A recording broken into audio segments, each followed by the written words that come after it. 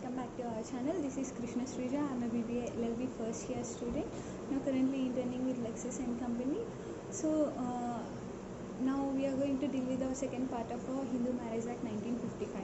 So let's start with the most important section 9. Section 9 deals about the restitution of conjugal rights. Conjugal rights are the rights that came by a marriage. According to this section, the parties, the couple can have a society of each other, and no one can leave the other without any valid excuse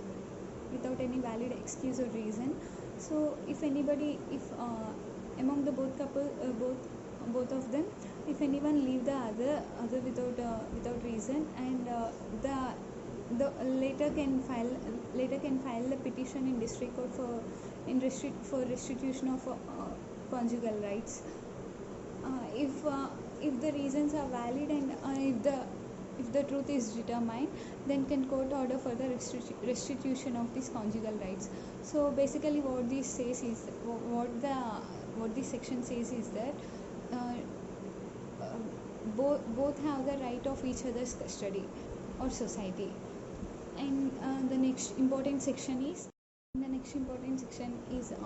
section 10 of the Hindu Marriage Act.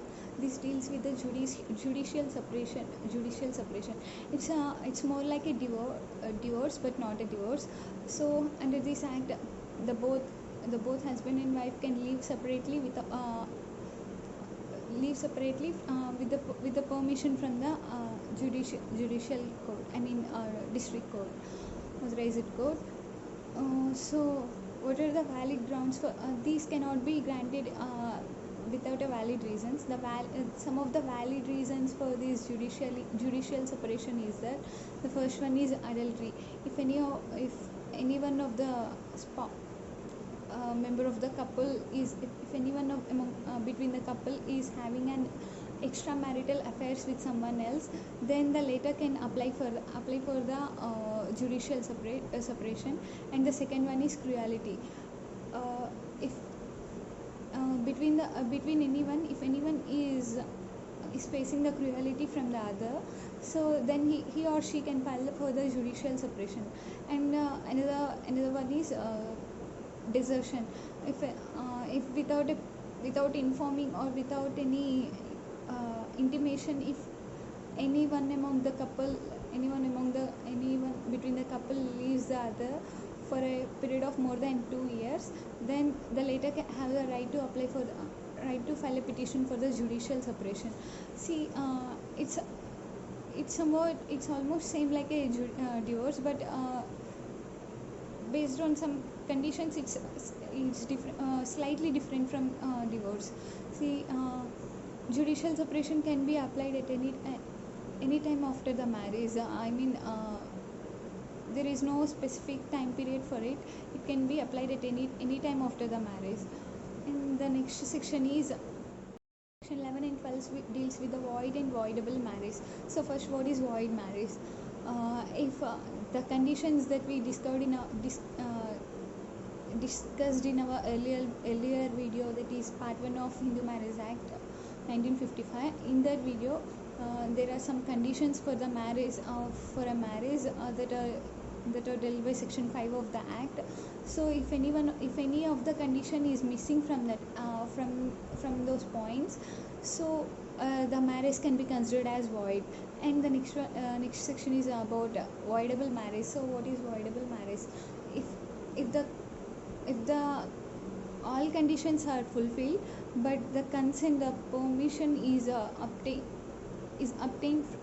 by, if the consent from any party is obtained by the force, coercion, or any undue influence, then the marriage is voidable. So the next section, next important section is section 13. It deals with the divorce of the marriage. Due to any misunderstandings, if both the people don't want to continue the relationship, they have an option to file a divorce. The valid grounds for this divorce is that if if any party is facing the domestic violence, domestic violence from the other. And the next one is they can also get a divorce by a mutual consent. And adultery is one of the most important cause for the divorce. And the next one is if any of the party is suffering from a venereal disease or any contagious disease, severe contagious disease, then the other has the right to claim for the divorce. Section 13b, that in B talks about the mutual consent of the divorce. If both parties due to some temperamental differences and anything they are in opinion that they can't continue the relationship, then they can file a divorce under mutual consent.